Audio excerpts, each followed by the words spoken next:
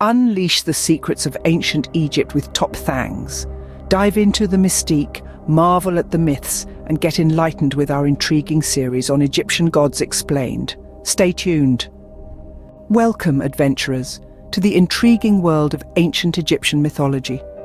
Today we delve into an intricate exploration of one of the most captivating deities, Anubis, the guardian of the dead. The story of Anubis, recognizable by his iconic jackal-headed depiction, is a gripping narrative, a tale deeply intertwined with the cultural understanding of ancient Egypt. Known to the Egyptians as Inpu, Anubis was more than just a god with a jackal's head. He was a fundamental figure, a cornerstone in the belief system of these ancient people. Immersed in the mysteries of the afterlife, he served as the sentinel of graves, the enigmatic guide ushering the spirits of the deceased through the labyrinth of the underworld to the final judgment. In the complex belief system of the ancient Egyptians, death was merely a transition, a journey to another existence. Anubis, as the conductor of souls, had the daunting responsibility of guiding the spirits of the departed on this journey. He was the shepherd, leading these souls through the perilous path of the underworld. This deity's role extended further. Anubis was entrusted with the most critical event in this journey, the weighing of the heart. The heart, believed ancient Egyptians to be the vessel of the soul, encapsulated an individual's life experiences, deeds, and emotions. Anubis was tasked with weighing this heart against the feather of Maat, the goddess of truth and justice. This event was of utmost importance as it determined the fate of the soul in the afterlife. Anubis's origins are shrouded deceit and complexities. According to belief, he was the offspring of the union of Osiris and his sister Nephthys. Adding a layer of intrigue to his story, Anubis was not only a guide and a sentinel, but also a symbol of justice, balance, and fairness, attributes highly valued in ancient Egyptian society. Anubis's significance in the culture of ancient Egypt was immense. His image was often used in protective amulets and tomb paintings, serving as a comforting guiding presence for those making the journey to the other side. Anubis was a symbol of the trials of life and the mysteries of death. His image was a beacon of hope, a symbol of protection, a guardian of the paths to truth. So, when you see the image of Anubis, remember, he is more than just a symbolic depiction of ancient Egypt. He is a symbol of the journey, a guide through the trials of life and death, a guardian of the scales of truth. Anubis serves as an intriguing point of fascination in the rich tapestry of ancient Egyptian mythology. Welcome, seekers of ancient wisdom. Today we delve into the enigmatic world of ancient Egyptian mythology, focusing specifically on the potent deity known as Osiris. More than a mere god, Osiris reigned as the god of the underworld and the judge of the dead. His narrative, shrouded in mystery, holds the key to deciphering the detailed and elaborate belief system of the ancient Egyptians, a civilization that continues to fascinate us millennia after its decline. Known as Usir in the ancient Egyptian language, Osiris is frequently represented as a mummified king. His iconic depiction includes him holding a crook and flail, powerful emblems of divine authority, whilst donning the Atef crown, a potent symbol of his dominion over the underworld. You might ask, who was this enigmatic figure, and why did existence bear such weight in the Egyptian cosmos? In the ancient Egyptian narrative, Osiris was more than the ruler of the underworld. He was the adjudicator of the souls of the deceased, the entity that granted life after death, and the epitome of resurrection and eternal life. This made him a beacon of hope for the ancient Egyptians, who viewed death as a transition to a new life rather than the end. Osiris's story is an intricate tale of treachery and resurrection. His own brother Set, fueled by envy, savagely murdered him, scattering his body parts across Egypt. His devoted consort Isis, aided by the jackal-headed god Anubis, gathered his remains and resurrected him. This event further cemented Osiris's association with resurrection and eternal life. Unparalleled and of tremendous significance, Osiris's role in the afterlife was pivotal. Upon death, the souls of the deceased were presented before him for judgment. In a ritual similar to Anubis's, he would weigh their hearts against the feather of Maat to determine their fate in the afterlife. His verdict was the final say, making him a figure both feared for his power and revered for his fairness. Beyond his role in the afterlife, Osiris was deeply ingrained in the natural cycles of the earth. This was especially true for the annual inundation of the Nile, a life-giving event crucial for Egyptian agriculture. He was often associated with the growth of vegetation and the recurring cycle of death and rebirth, symbolizing the annual renewal of life. Osiris's multifaceted nature, his roles as a judge, a symbol of resurrection, and an instrumental figure in the natural earth cycles, made him a truly captivating character in the pantheon of ancient Egyptian gods. His story is a compelling testament to the complex and intricate beliefs the ancient Egyptians held about life, death, and the afterlife. As we immerse ourselves in the ancient Egyptian cosmos, we celebrate Osiris, the god of the underworld. His narrative serves as a poignant reminder of the cyclical nature of life and death, the hope for resurrection, and the inevitability of judgment. It invites us to delve deeper into these mesmerizing sagas of the past, enriching our understanding of the captivating episodic tales of ancient Egyptian mythology. The Enigma of Thoth, the god of wisdom and writing. We welcome you to the realm of knowledge and wisdom as we delve into the intriguing deity, Thoth, the ancient Egyptian god of wisdom and writing. Thoth, known as Djehuti in the ancient Egyptian language, is a riveting character brimming with myths and legends, providing an insight into the rich cultural fabric of ancient Egypt. This god is often featured as a man bearing the head of an ibis or a baboon, creatures that were considered divine and esteemed. These peculiar illustrations attest to the Egyptians' deep reverence for the animal kingdom and the intricate bond they believed existed among all living beings. Thoth was not just an ordinary god, he was the patron of scribes, the custodian of both physical and magical law. His sphere of influence covered both the tangible and intangible realms of knowledge, transcending the limits of mere mortals. Thoth, the divine scribe, was the recorder of all happenings regardless of their significance. The invention of writing and alphabets is attributed to him, and he is frequently depicted holding a stylus and a scroll, a symbol of his divine duty to record and safeguard knowledge. Thoth's mythology is both captivating and diverse. He was viewed as the heart and tongue of the sun god Ra, a celestial arbitrator who uttered the words that birthed the world. This portrayal underlines Thoth's omnipotence, a god who could manipulate the elements and mold reality with his words, echoing the ancient Egyptians' faith in the might of language. In the narrative of the Osiris myth, Thoth serves as Isis's ally in the resurrection of Osiris, establishing his role as a god of wisdom, magic, and the arbitrator of good and evil.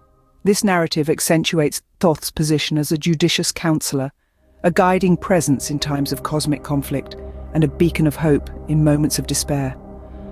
Thoth was revered as the custodian of all knowledge, including the celestial records of all deeds and events. This divine ledger played a pivotal role during the judgment of the deceased, emphasizing the significance of one's actions in life and the afterlife. Thoth's vast knowledge and wisdom elevated his stature in the Egyptian pantheon, making him a figure of veneration among scribes and scholars. Thoth's realm, however, was not restricted to wisdom and writing. His influence extended to the measurement and regulation of time. Often portrayed as a lunar deity, Thoth's association with the moon symbolized the passage of time and the cyclic nature of life. He was the reckoner of time and seasons, and the inventor of the 365-day calendar, a groundbreaking innovation that supplanted the inaccurate 360-day calendar. Unraveling Thoth's narrative uncovers a deity that held sway over knowledge, wisdom, time, and magic. A god who was a significant character in creation myths, a wise advisor in cosmic disputes, a guide for the deceased, and a divine scribe recording the passage of time and the deeds of humanity. Thoth's tale underscores the importance the ancient Egyptians placed on knowledge, wisdom, and accurate timekeeping. His story serves as a reminder of their deep respect for the written word, the scholars entrusted with it, and the power of knowledge to shape society. Thoth embodies the wisdom of the divine scribe and the master of time, a testament to the rich heritage of ancient Egyptian mythology. Welcome back, fellow explorers. Today we unravel the mysteries surrounding the ancient Egyptian deity Sekhmet. Sekhmet, renowned as the ancient Egyptian goddess of war and healing, is a captivating character marked by power, duality, and healing. Sekhmet, occasionally referred to as Sekhmet in the ancient Egyptian dialect, embodies both the fierce force of destruction and the gentle touch of healing. Her imagery often depicts her as a lioness or a woman bearing a lion's head, a reflection of her dual nature. Lions, admired for their raw strength and ferocity, were held in high regard in ancient Egypt. They were seen as symbols of power and protection, characteristics that resonate deeply with Sekhmet.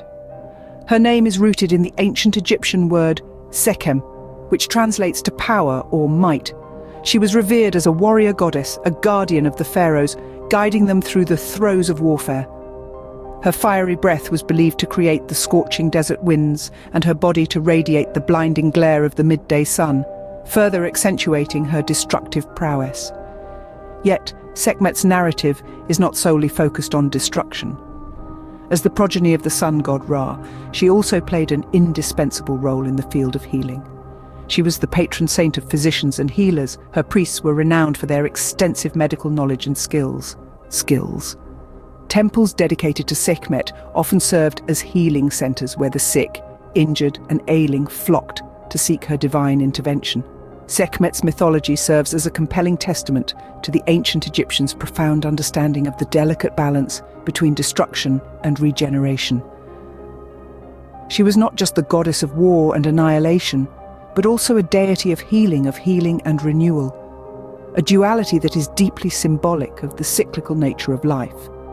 This narrative reflects the acknowledgement of life's dual nature, the destructive and the restorative, the chaotic and the harmonious. This is a powerful reminder of the ancient Egyptians' steadfast belief in the power of balance, the interplay of opposites, and the of all things. It echoes their understanding of the world as a complex mesh of contrasting elements, all intricately woven together, each vital for the other's existence. The lessons of Sekhmet resonate, the goddess of power and healing, the embodiment of dichotomy. Welcome, explorers. Today, we delve into the annals of ancient Egyptian mythology, focusing our gaze on the celestial realm. We will unearth the intriguing narrative of Horus, the sky god, and the guardian of the pharaohs. Horus, a deity of supreme importance, is often depicted as a grand falcon, or a man with a falcon's head, illustrating his authority over the sky. Horus stands as one of the most venerated and paramount deities in the extensive pantheon of ancient Egyptian mythology. His name translates to the distant one or one who is above, an apt moniker for the celestial deity who rules over the sky with a panoramic perspective, encapsulating the ubiquitous nature of the divine. Horus's mythology intertwines profoundly with the concept of kingship in ancient Egypt. The pharaohs themselves were perceived as the terrestrial embodiment of Horus. This association granted them a divine endorsement, bolstering their rule with spiritual authority and providing them celestial safeguard during their reign. Delving into the parentage of this potent deity, Horus was believed to be the divine progeny of Isis, the goddess of magic and fertility, and Osiris, the god of the underworld and the judge of the dead.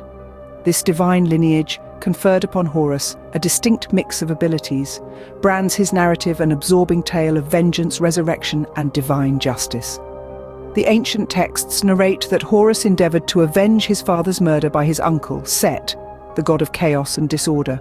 Family conflict set the scene for a sequence of epic conflicts between Horus and Set, elaborately detailed in the ancient scriptures. After facing violence and deceit, Horus triumphed, restoring order and justice in the realm. This narrative of retribution and restoration of order echoed potently with the ancient Egyptians, signifying the perpetual struggle between order and chaos, and the conquest of justice over disorder. However, Horus was not merely a warrior. He was also honored as a god of healing and protection. His Eye of Horus symbol, referred to as the Wadjet, was a powerful protective talisman. This emblem was believed to possess curative qualities. It was frequently used as a shield against evil and disease, to safeguard homes and temples, and even to ensure safe transit into the afterlife. Such was the might of the Eye of Horus, that it remains one of the most recognized symbols of ancient Egypt, bearing witness to Horus's enduring influence. The emblem of the Eye of Horus continues to be widely employed and acknowledged today, corroborating the lasting legacy of Horus. It is seen in architecture, jewelry, tattoos, and even in today's pop culture. This lasting emblem underscores the profound influence of Horus and his mythology on various facets of life and culture, both in ancient times and present day.